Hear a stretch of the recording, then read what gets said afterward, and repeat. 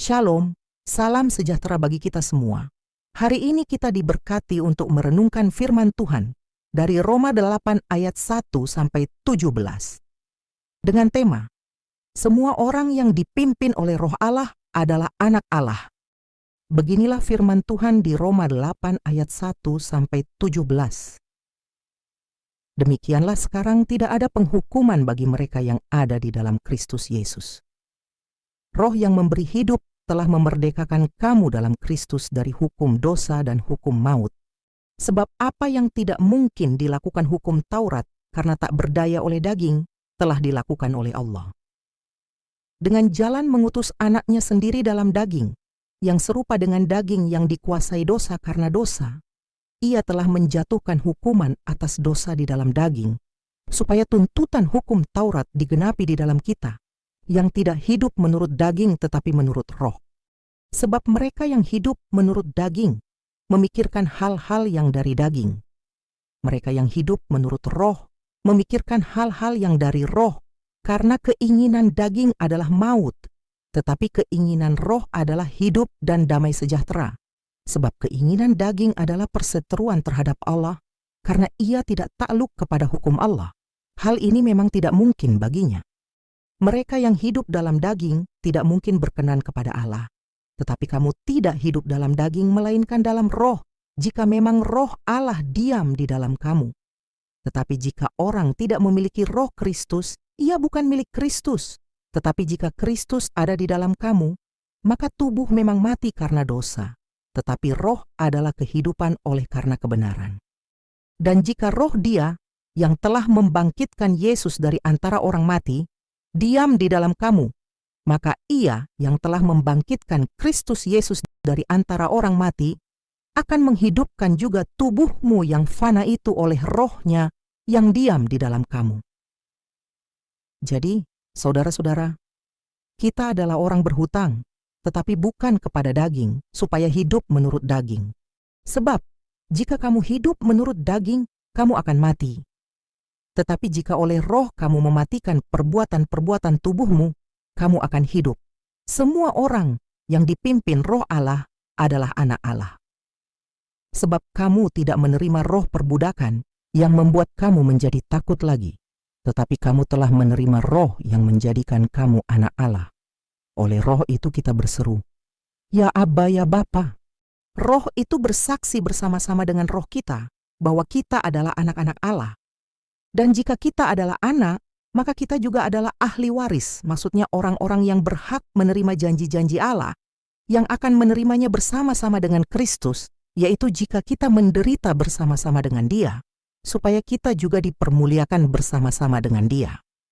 Sahabatku, ketika Rasul Paulus menulis bagian ini, ia sedang berbicara kepada jemaat di Roma yang hidup di tengah-tengah tekanan budaya dan persekusi. Mereka menghadapi tantangan untuk tetap hidup dalam iman di tengah lingkungan yang tidak mengenal Kristus. Itu sama seperti kita hari ini, yang hidup dalam dunia yang penuh tantangan iman, godaan, dan berbagai tekanan hidup. Namun Paulus menguatkan mereka dengan berita sukacita, yaitu tidak ada penghukuman bagi mereka yang ada di dalam Kristus Yesus. Itu berarti siapa saja yang sungguh percaya dan hidup dalam Kristus sudah tidak lagi dihukum oleh dosa masa lalu.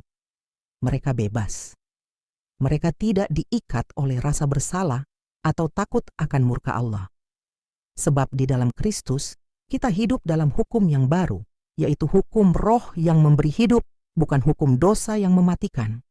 Inilah dasar pengharapan kita, bahwa anugerah Allah lebih besar dari dosa kita. Namun kebebasan itu bukan berarti kita hidup seenaknya. Paulus dengan tegas mengatakan bahwa ada dua jalan hidup. Satu, hidup menurut daging, dan kedua, hidup menurut roh.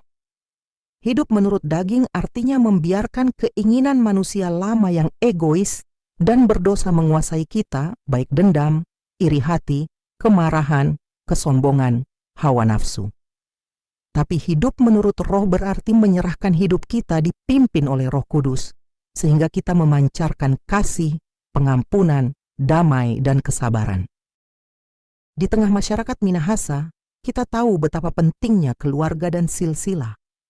Banyak orang bangga menyebutkan dari keluarga mana dia berasal. Tapi firman Tuhan hari ini mengajarkan, kebanggaan terbesar bukanlah pada marga atau darah daging, tapi pada identitas kita sebagai anak-anak Allah. Kita dipanggil untuk hidup bukan seperti dunia ini, tapi seperti anak-anak yang mencerminkan karakter Bapanya di surga. Saya teringat akan kisah seorang oma di jemaat kita. Ia hidup sederhana, menjual kue-kue keliling, namun dikenal sebagai orang yang rendah hati dan penuh kasih. Ketika anak-anak muda bertanya padanya, dari mana ia mendapatkan kekuatan dan ketenangan hidup, ia hanya berkata, "Setiap pagi saya bilang, Tuhan tuntun torang pejalan hari ini." Hidupnya adalah contoh dari seseorang yang dipimpin oleh Roh Allah. Tidak hebat secara duniawi, tapi berkenan di hadapan Tuhan. Menjadi anak Allah tidak berarti hidup tanpa penderitaan. Paulus menjelaskan bahwa jika kita adalah anak, maka kita juga adalah ahli waris. Dan jika kita adalah ahli waris, maka kita juga turut menderita bersama Kristus, supaya kita juga dimuliakan bersama Dia. Hidup sebagai anak Allah tidak menjanjikan jalan mudah, tapi menjamin bahwa dalam setiap penderitaan, ada kuasa dan penghiburan Roh Kudus yang menyertai kita. Sahabatku, Roh Kudus bukan sekadar kekuatan yang samar-samar. Dia adalah pribadi Allah yang tinggal dalam kita. Ketika kita berdoa, saat kita gelisah, ketika kita tidak tahu harus berbuat apa, Roh itu bersaksi bersama roh kita bahwa kita adalah anak-anak Allah. Dan dalam kelemahan kita, Roh itu sendiri yang menolong kita. Jadi jangan merasa sendirian. Tuhan tidak membiarkan kita berjalan sendiri di dunia ini. Sebagai anak-anak Allah, mari kita hidup dengan keyakinan bahwa kita telah diberi kuasa untuk mengalahkan dosa, menolak kejahatan, dan menjalani hidup yang benar. Roh Kudus akan menuntun kita dalam pengambilan keputusan, dalam relasi dengan sesama, dalam pelayanan di gereja, dan juga dalam kehidupan keluarga sehari-hari.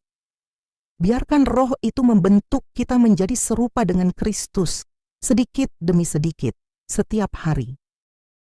Jemaat Gemim yang terkasih, mari kita renungkan hari ini. Apakah kita sungguh hidup dalam pimpinan Roh Kudus?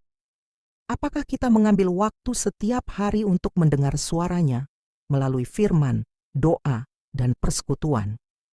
Ataukah kita masih mengandalkan diri sendiri, mengejar hal-hal duniawi, dan menjauh dari suara Roh?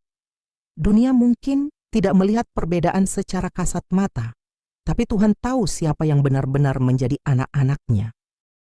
Marilah kita menjalani hidup ini dengan identitas yang benar. Kita bukan lagi budak dosa. Kita bukan orang asing bagi Allah. Kita adalah anak-anak-Nya. Maka marilah kita hidup sesuai dengan panggilan dalam kasih, kesetiaan, kerendahan hati, dan penyerahan diri yang penuh.